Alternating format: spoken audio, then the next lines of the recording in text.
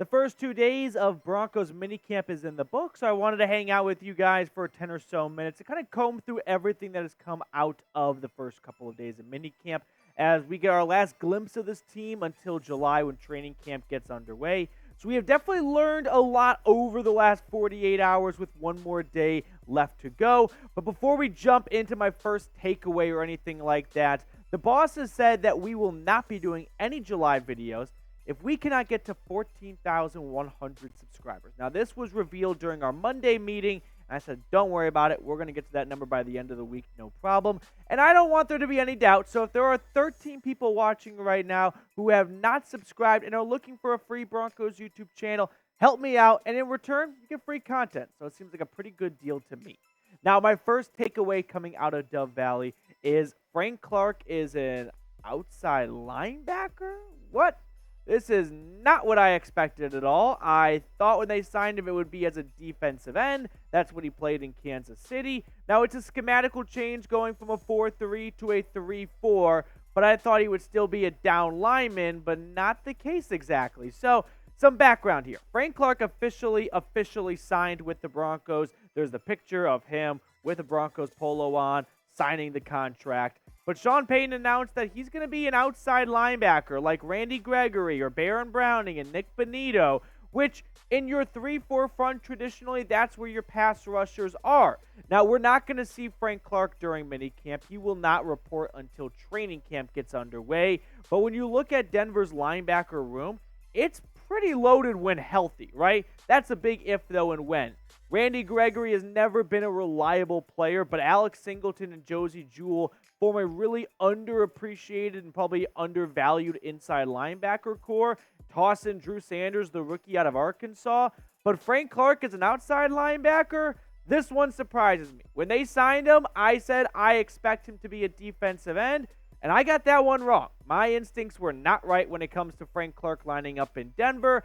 Now, I will suspect, and maybe I'll be wrong once again, Frank Clark as an outside linebacker, probably not going to see the field a lot on 1st and 10 when teams like to run the ball. It's not that Frank Clark's a bad run stopper. He's kind of middle of the pack, average Joe at it.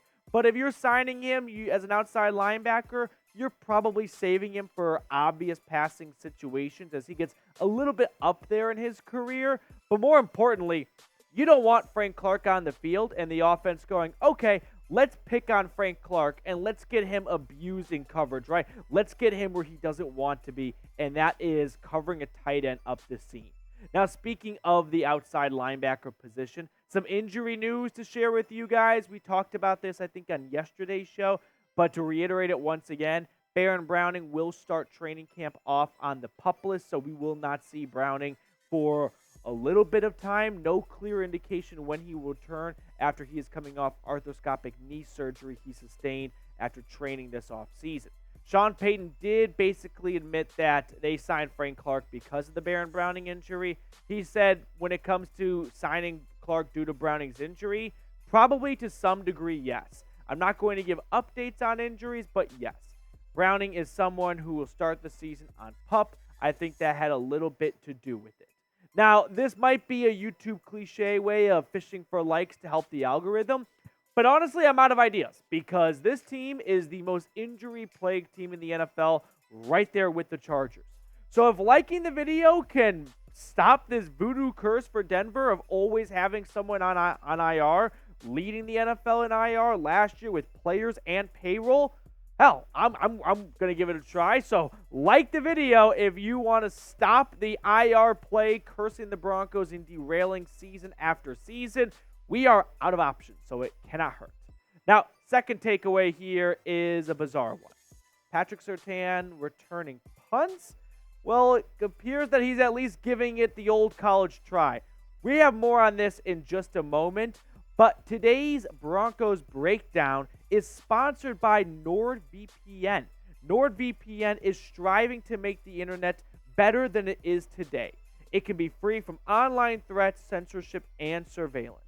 Get your online security package now by visiting nordvpn.com/BroncosCS. Get 4 months for free by using that link in the description and comment section when you purchase the NordVPN 2-year plan.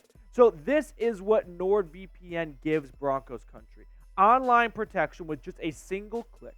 Plus, if you're outside of your home but you still want to watch all of your favorite home content, well, don't miss out. NordVPN will have you back at home online. You can stay safe from malware, and it's the fastest VPN on the planet. So it'll keep you safe. It'll keep you safe from malware with threat protection and the fastest VPN. And all of this is as simple as a click. Choose your location and click connect. NordVPN won't track you or share what you do online. Your data is always protected by next-generation encryption, so get started now. Click the link in the description or comments. That's nordvpn.com/BroncosCS to get 4 months for free of NordVPN and a 30-day money-back guarantee. The link's down below, so if you're looking to enhance your VPN usage, go to nordvpn.com/BroncosCS to find out more today. Now, getting back to Pat Surtain, is he returning punts? Kind of. He was seen rotating in, at least with the punt returners during minicamp, which is a bit unusual. Now, Sean Payton did say, if Surtain can help us as a returner when needed, then we'll have him ready. Sean Payton said that they're just evaluating all their options so that if something happens on game day, he knows who can step in at where. This was not Pat Surtain is going to be this team's punt returner week 1.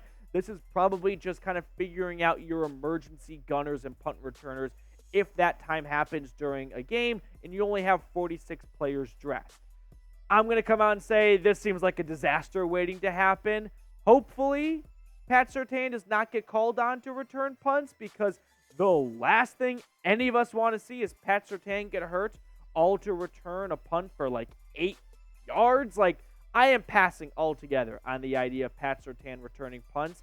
Sure, if Sean Payton says it's a good idea, I'm going to blindly trust him to a certain degree, but this is probably where I draw a line in the sand going, hey, you're the head coach, you know way more about football or anyone else watching this video, but I can probably deduce a bad idea when I see one, and Pat Surtain returning punts seems like a nightmare waiting to happen.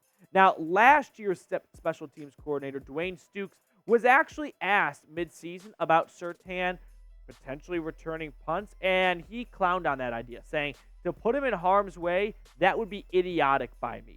Now, Stukes was not a good special teams coordinator. He was fired by Jerry Rosburg once Clown Hackett was fired, but I'm going to actually have to side with Stukes here for probably the first time, because I just do not see a big upside. Yeah, if he breaks one out for a touchdown, that is awesome, no doubt about it. There have been other cornerbacks to return punts. I mean, Deion Sanders did it for his entire career. Aqib Talib did it for parts of his career. I think even Champ Bailey fielded some punts at a time. But to me, the risk-reward is just not there. I just think putting your star player, like arguably the best player on this entire roster, in harm's way for a couple of yards on a punt return, no thanks.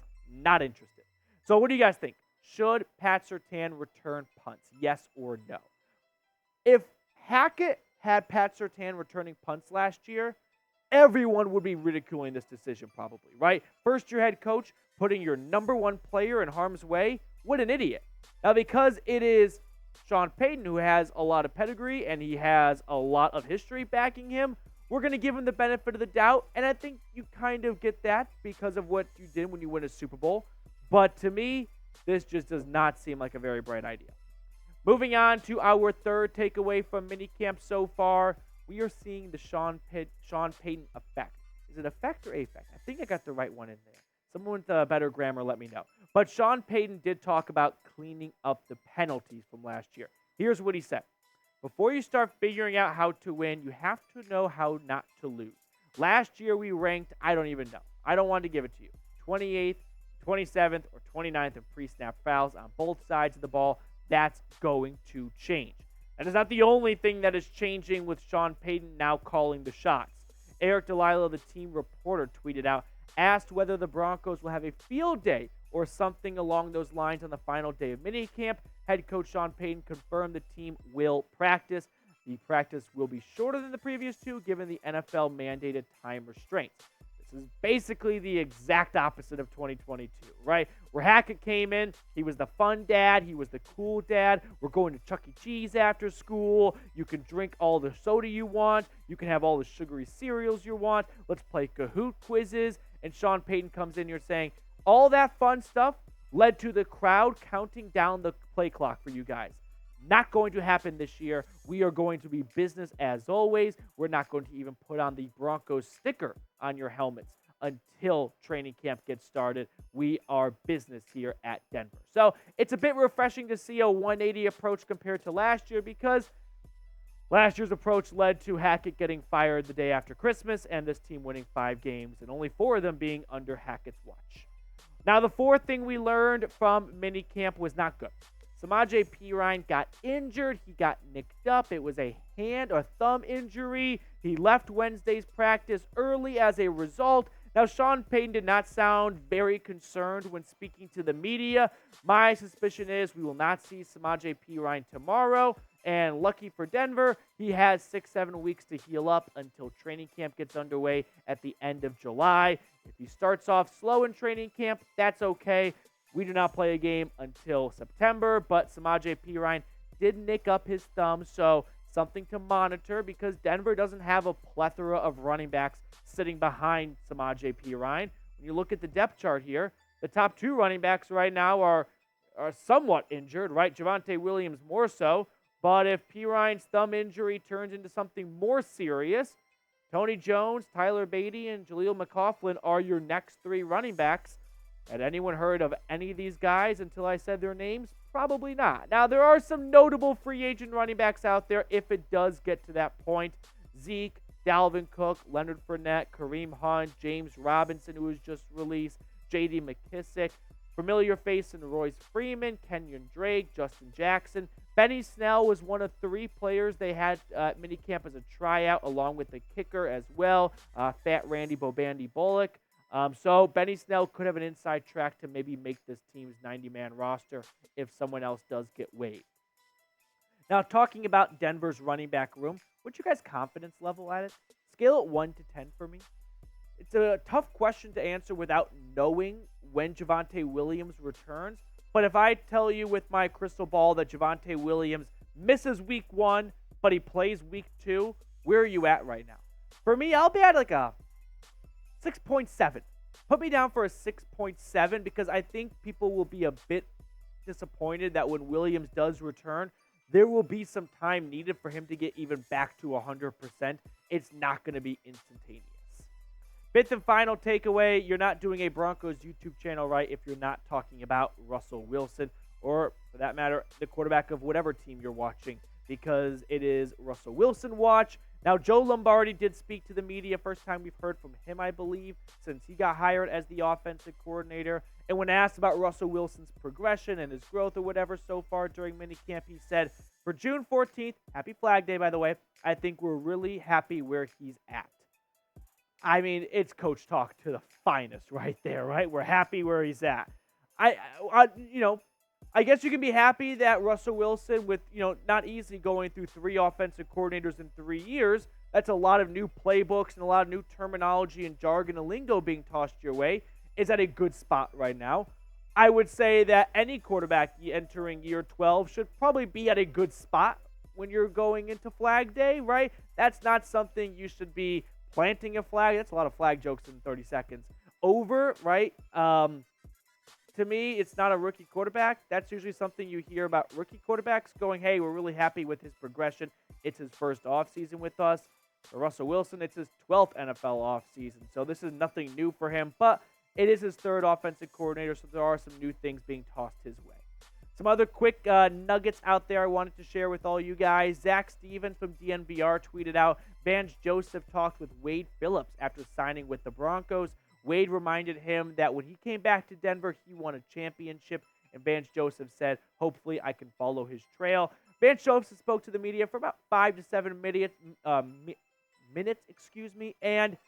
he said some really nice things. He talked about how he's followed players across. He called Kareem Jackson a fat little boy at one point in his career, so that was funny. But Vance Joseph, I think, is going to do a good job as the DC. We'll see if he lives up to the expectations with this defense playing very well last year. Now, the special teams coordinator, Ben Kotwika, also spoke to the media, and I just want to say he is a certified badass. He started his press conference off with reminding everyone and informing everyone that he had 2 tours in Iraq in 2004 and 2005. And so leading men is not something he is new to, right? He did that in the military, across overseas in Iraq. Ben Kotwika, absolute badass. Happy to have him on this team's sidelines and up in the booth. That's going to do it for us on today's show. Thank you guys so much for tuning in. If you have not subscribed, please consider going ahead and doing so. We recently crossed 14,000 subscribers. We're making our way to 15,000. Help us reach that milestone by hitting that sub button.